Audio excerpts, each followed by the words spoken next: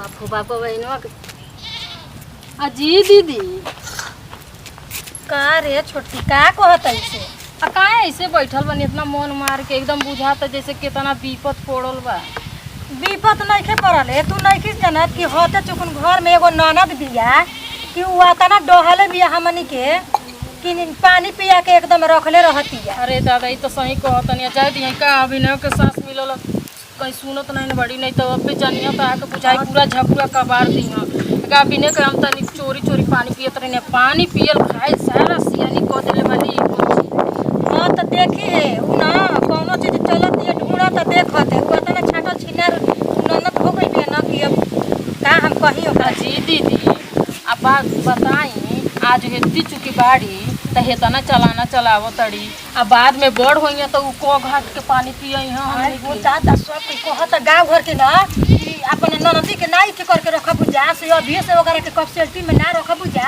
और सियान होखी तो का करी कोनो ठीक बड़ी रे। अब दबतली हमनिए के दाबी देतली उ दबले मान के बाड़ी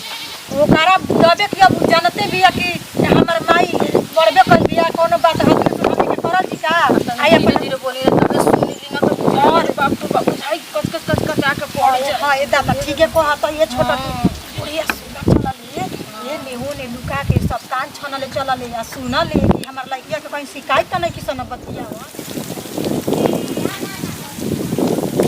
आयो दादा हम बोले रही गोभी के पतई काटे के उनके का करते सन घर में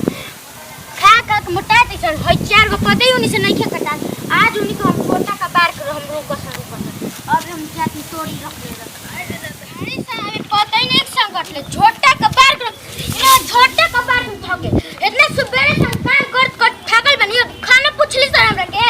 का करते सन घर में जाके देखो तन धक छोटा वाला सर के ऐसे उनी को मारम न कि सुधर जी उनके आदत है राड़ी सन आज हम ना छोड़म उनके मारले बिना ना छोड़म छोटा लसार सुंदर हमर पतो बाइसन के ओइसन जैसन बाइसन तैसन चूल्हा सुंदर परले बाइसन।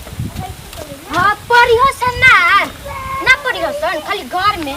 बैठल बैठल कोचते हम दिन भर में है बधारी से आती काम क के आ खाना पूछली सन हमरा के आ तू तो खाली पटोरने के पार्टी से रहत कहले रही गोभी के पतई लाल बनी बधार में से कहले रही कि काट के रखिए सन हमार तनी तोड़ी लेके लेकिन उन्हीं का मोटकी भैंसी सन कोच कोच के घर में सुतर रहते सन उ कटलहू बैसन पतई हमरे पे सब छड़ते सन आ तू हमरा कहराव तड़ी ई घर के हम नौकर बन गइल बनी त का करस तू जइबू त काहे न करिहसन तो के काहे के हम काहे के करब से एने के तू ना समझली ना आज जान जी हम का कोक रख समझेबी कि ना तू बे ई हमरा बता अरे सन आइल बैसन हां काहे नहीं किसन ना समझेबे ओनी के हम का समझाई रे ओनी के ना समझेबी ना तो सुन हमारो बात आज उन्हीं के ना सुधर नहीं सन सुधरत आज हम ओनी के झोटा के बदले बिना मानम ना तू हूं बोलली बीच में ना तो तू जा लिए हमरा के हम कैसन तोर लड़की एगो पैदा भइल